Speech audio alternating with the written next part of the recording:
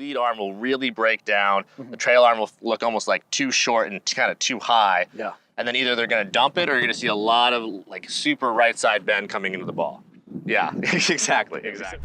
Welcome back to the channel, guys. Kerrod here on the range today at Rolling Hills in California, standing next to Devan Bonebreak. Devan, thanks for coming along, mate. Yeah, thanks for coming all the way out here. So today, Devan from the Golf Fix on the Golf Channel, Director of Instruction here at this wonderful golf club, we're going to be talking all about some key elements that you can implement in your golf swing to get a little bit more compression, distance, and consistency out of your golf swing. You certainly don't want to miss out on this great content coming at you right now.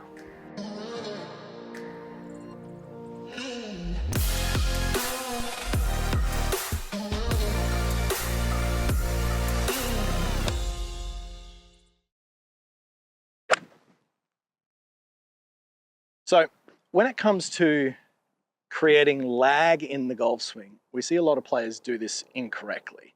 So specifically, if I'm swinging to the top of my swing here, players are trying to drive their arms down in front of their body. Yeah. And they really narrow the distance between the club shaft and the trail shoulder. Sure. But what we see with the professional golfer, the lag is actually really, at the end of the day, it's only the distance between the shaft and the back of the trail forearm here. We see that the arms for the professional generally tend to unload and extend as they come into the ball.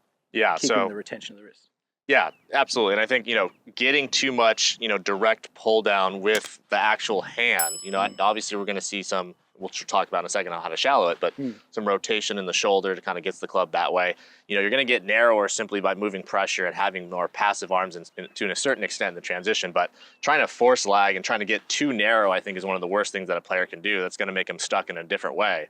Yeah. And I think having the idea of how to create not only like, some lag or whatnot the correct way, but also how to have the correct amount at impact. I mean, I think what matters more, how much you have here or how much you have here. I mean, I've seen a lot of bad players that have a lot of angle here and they're like this at impact. I mean, I would take being a wider kind of Adam Scott, David Toms look coming down with an excellent impact all day long over someone that's really narrow and then kind of jumping and flipping. Yeah, we do see that a lot, and that jump, flip, stall, everything that goes along with it just makes it incredibly hard to time the moment of impact and get that compression. So one of the follow-on effects of trying to get this lag that we see a lot of players trying to do is the shaft angle gets quite steep. So let's talk about how would we be in a position, assuming that we're not trying to drag our arms back in, how do we shallow this sufficiently so we're able to just get some reasonable contact where a lot of players are not going to have as much frustration with their ball striking as they probably are? Sure, 100%. Go ahead and go back for me.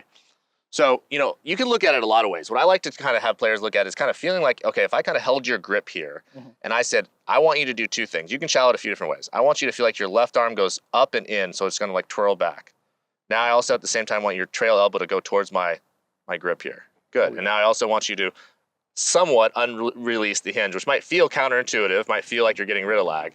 Now, I don't think you can be much more shallow than this. This is a little bit too shallow. But those are three different ways you can kind of feel that. Now, from there, would you feel like you would need to do anything but rotate? If you just rotated into the ball, that's pretty good right there, right? So one thing I really noticed about that, and sure, we're exaggerating a few things here for the purpose of the drill, is a lot about what that lead wrist was doing. Now, we talk about sort of a lot of cupping and bowing. You'll see players like Morikawa, Koepka, Johnson at the top have a bowing look to their wrist. But very little do players actually talk about the angle between the shaft here and the forearm here in regards to this movement, which is what I felt. So let's talk a little bit about that movement. Yeah, kind of a little pitch out of the shaft and trying to feel like, especially if you're using the body, the more you kind of narrow the downswing in a sense with your body, shift pressure forward, keep the lead shoulder down, the more you need width. Width is actually not necessarily a bad thing if you're able to get your low point more with your body and not just try to do it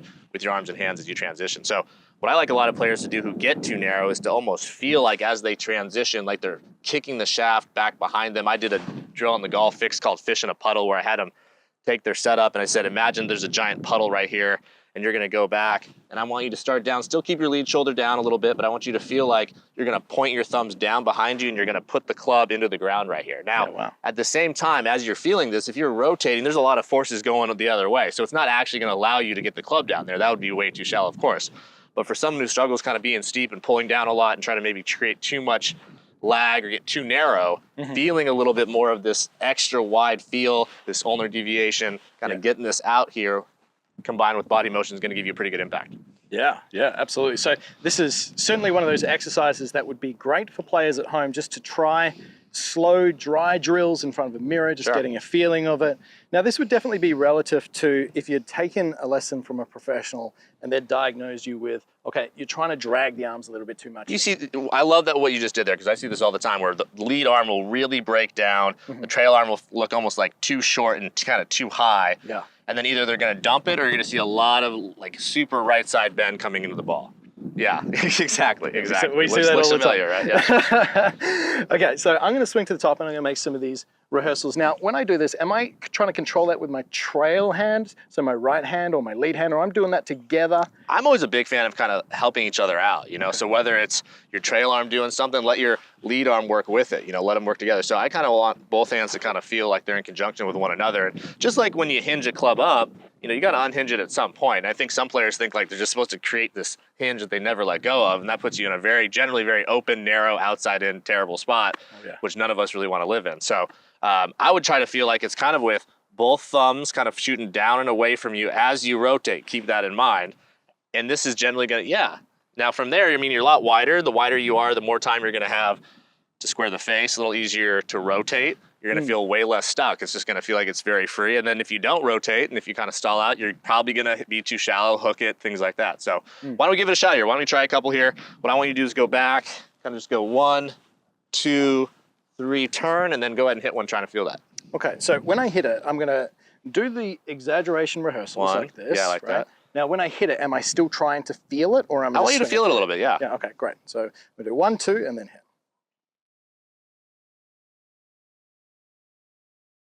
Good. Okay, let's go. See how easy that is? Yeah, look at beautiful. That. Best one I've seen hit today. No offense to people online. Yeah. So that was awesome. Lower flight, so you lean the shaft probably a little bit better. Easier to square the face. It wasn't high right at all. Yeah. I mean, it was beautiful. So, you know, having too much width is not necessarily any worse than being too narrow. I mean, you want to make sure you have that happy medium, right? And so I think, you know, you see a lot of guys that have been out there for a long time. I like to use Adam Scott a lot because he's just super, in a good way, vanilla. I mean, he's not ultra shallow or ultra steep. He doesn't have a ton of lag, but he's not extremely wide, but he definitely doesn't have a ton of lag. And he uses his body a lot, and there's just not a whole lot going on through impact that he has to change. And there's not a lot of timing components. The face is in a good structure. And so I think if your wrists are in a pretty good place coming down, the club's in a good place, it's a lot easier to move through the ball with a lot less energy being changed. Yeah, we see one of the biggest things just pertaining to getting steep in the downswing is this lead wrist is cupping, which opens the face and gets the shaft 100%. too steep. So if we were actually just even getting the sensation, like Devan is saying, of pushing those thumbs away, automatically the arm structure improves, the back of the lead wrist starts to move into this more bowed state, and you can see that the club face is now actually in position to facilitate that rotation through the ball. And we see that really a lot of what the body does reacts to the pitch of the shaft and the angle of the club face. And 100%. It all happens in these little subconscious programs that your brain is running in the 0.25 of a second that you swing down. I couldn't agree more. So if we can get that club face and that club shaft a little bit more in position on the way back, it's going to make a lot of difference. Absolutely. Good work.